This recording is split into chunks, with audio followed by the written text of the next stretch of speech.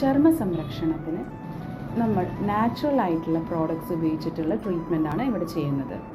പ്രത്യേകിച്ചും നമുക്ക് സൗന്ദര്യ പ്രശ്നങ്ങൾ വരുന്നത് മുഖക്കുരു, കറുത്ത പാട്, മെലാസ്മ ഇങ്ങനത്തെ പ്രശ്നങ്ങളാണ്. അതിനൊക്കെ ഇവിടെ നാച്ചുറലായിട്ടുള്ള ഇൻഗ്രീഡിയൻസ് ഉപയോഗിച്ചിട്ടുള്ള ട്രീറ്റ്മെൻറ്റാണ് ഉള്ളത്. ഫേഷ്യൽ, ക്ലീനപ്പ് ഇതെല്ലാം നമ്മളിപ്പോൾ ഒരു സ്ക്രബ് ചെയ്താൽ പോലും നാച്ചുറലായിട്ട് നമുക്ക് വീട്ടിൽ നിന്ന് കിട്ടുന്ന ഇൻഗ്രീഡിയൻസ്, ഹണി, അതേപോലെ അരിപ്പൊടി, റവ ഇങ്ങനത്തെ സാധനങ്ങൾ ഉപയോഗിച്ചിട്ടാണ് നമ്മൾ സ്ക്രബിങ്ങിനൊക്കെ നമ്മൾ ഉപയോഗിക്കുന്നത്.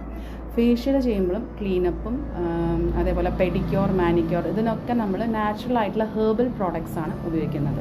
നെക്സ്റ്റ് ഒരു ഇത് വരുന്നത്, ഇപ്പോൾ ഫേസ് കെയർ കഴിഞ്ഞു, നെക്സ്റ്റ് വരുന്നതാണ് ഹെയർ കെയർ. ഹെയർ കെയറിൽ വരുന്നൊരു ട്രീറ്റ്മെൻറ്റ് എന്ന് പറയുന്നത് ശിരോ അഭ്യംഗം എന്ന് പറഞ്ഞാൽ മുടി കൊഴിച്ചിലിനുള്ള ട്രീറ്റ്മെൻറ്റ്സ് ആണ്. പ്രത്യേകിച്ച് അത് ഇൻറ്റേർണലി ഉണ്ടാവും, അതേപോലെ എക്സ്റ്റേർണലി ഉണ്ടാവും. എക്സ്റ്റേർണലി നമുക്ക് ചിലപ്പോൾ ഹെയർ വാഷ്, ത്രിഫല കഷായം വെച്ച് ചെയ്യേണ്ടി വരും. പിന്നെ ഡാൻഡ്രഫിനുള്ള ഹോട്ട് ഓയിൽ മസാജ് ചെയ്യാം. അങ്ങനെ പലതരം ഹെയർ കെയർ ട്രീറ്റ്മെൻറ്റ്സും ഇവിടെ അവൈലബിൾ ആണ്. നെക്സ്റ്റ് വരുന്നതാണ് ഫുഡ് കെയർ. ഫുഡ് കെയറിൽ നേരത്തെ ഞാൻ പറഞ്ഞ പോലെ പെഡിക്യൂർ, പാദാഭ്യംഗം, പാദ സംരക്ഷണ സ്പെഷ്യൽ ട്രീറ്റ്മെൻ്റ് ഉണ്ട്. അതിന് സ്പെഷ്യൽ ഒരു ക്രീം എന്ന് പറഞ്ഞാൽ നമ്മുടെ ഫുഡ് കെയർ ക്രീം ഉണ്ട്, ഇവിടെ ഞാൻ ഉണ്ടാക്കുന്നതാണ്. അതും നിങ്ങൾക്ക് ഉപയോഗിച്ച് ഇതിൻ്റെ എഫക്റ്റ് കണ്ടുപിടിക്കാം. പിന്നെ സ്കിൻ കെയറിൽ വരുന്നതാണ് അരിമ്പാറ പോലെയുള്ള സ്കിൻ ടാഗ്സ് റിമൂവൽ ചെയ്യാണ്. അത് നമുക്ക് ക്ഷാരം തേച്ചിട്ടും റിമൂവ് ചെയ്യാൻ പറ്റും, അല്ലെങ്കിൽ ജസ്റ്റ് ഒരു കോട്ടറി ചെയ്തിട്ടും റിമൂവ് ചെയ്യാൻ പറ്റും.